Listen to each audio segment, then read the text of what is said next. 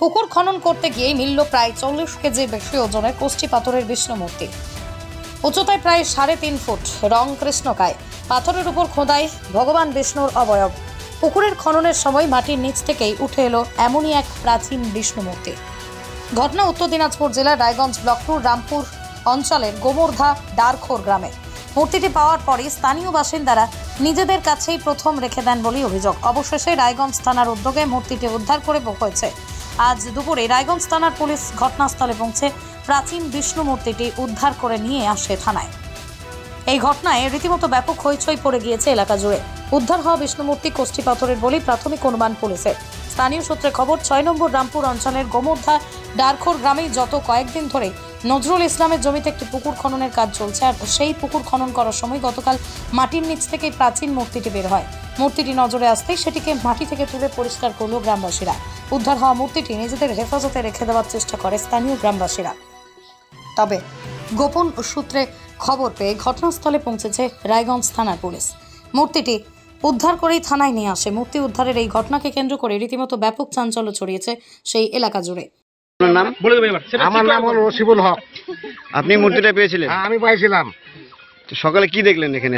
সকালে কি আমি ভোরে উঠছি, ভোরে ওঠার পর আবার গরু আনলাম এখানে, গরু বা বেঁধে এনে দেখলাম কি এখানে পড়ে আছে। পড়তে যাওয়ার পরে আসলাম এখানে, আমি আবার লাভায় রাখলাম। লাভায় রাখার পরে আবার আর 2 মানুষকে ডাকলাম, ওই উপর থেকে নিচে লাভায় রাখে। আমি কি করলাম, রায়গঞ্জে গেলাম। আমার ডেলিভারি কেস আছে হসপিটালে, ওই ভিতরে আমি চলে গেলাম। আপনারা এখন কি আপনি যেটা পেয়েছেন দেখছিলেন, মেম্বার প্রধানকে জানিয়েছিলেন? আমরা কারো হাতে তুলে দিই নাই। আমি তখন ছিলাম রায়গঞ্জে চলে গেছিলাম। আমাদের আপনি পেয়ে আর কি কাজে রায়গঞ্জে চলে গেছিলেন? তখন তো মেম্বাররা ওঠে না। কিসের মূর্তি ছিল? আমরা এখন মূর্তি হলো গৌতম বুদ্ধের মূর্তি। তো প্রশাসন এসে যে মূর্তিটা নিয়ে গেল, এতে আপনার খুশি? তো খুশি। আমাদের কি কেন বলেননি? পুলিশকে বলতে পারতেন বকশিস লাগবে।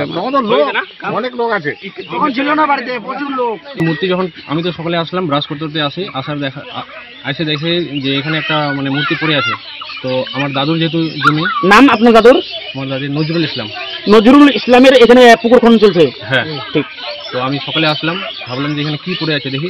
দেখার পরে দেখলাম যে একটা বড় মূর্তি পড়ে আছে। তারপরে ওই মূর্তিটা আমার দাদুর বাড়িতে নিয়ে চলে গেলাম। এবার ওখানে নিয়ে যাওয়ার পরে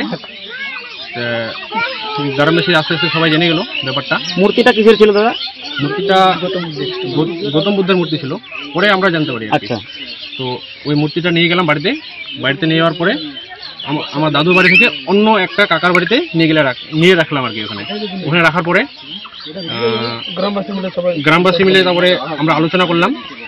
এবার আমাদের মেম্বার সাহেব আছে, মেম্বার সাহেবের সঙ্গে আলোচনা করলাম। আমাদের গ্রামের মান্যন্য যারা ব্যক্তি ছিল তাদের সবার সঙ্গে, এটা তো একটা গুপ্তধন, এটা তো আমাদের হক হতে পারে না। তো আমরা সবাই মিলে ডিসাইড করলাম যে এটা আমরা গ্রামের উন্নয়নের জন্য রেখে দেবো। প্রথমবার পুলিশ আসলো, আসার পরে রিটার্ন চলে গেল। আমরা যেটুকু ইনফরমেশন দিয়েছিলাম ওটুকু ইনফরমেশন নিয়ে চলে গেল।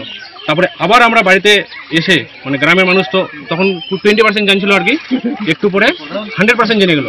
তো আমরা সবাই মিলে ডিসাইড করলাম, আমরা মান্যন্য ব্যক্তি যারা ভালো এই লাইনে আছে আর কি, সবার একটা সাজেশন দিল। সাজেশন দেওয়ার পরে বলল যে এটা হচ্ছে সরকারের ধন, আমাদের এখানে কোনো অধিকার নাই। আমরাও কথাটা যেটা যিনি বললেন তিনি আমরা না, এটা ঠিক কথা যে সরকারের ধন, আমাদের এটা কোনো অধিকার নাই। তো আমরা এখন ডাইরেক্ট পুলিশের কাছে হ্যান্ড ওভার করে দেব। রায়গঞ্জ ব্লক 2 রামপুর থেকে শ্যামলেশ তরফদারের রিপোর্ট, পশ্চিমবঙ্গ সংবাদ।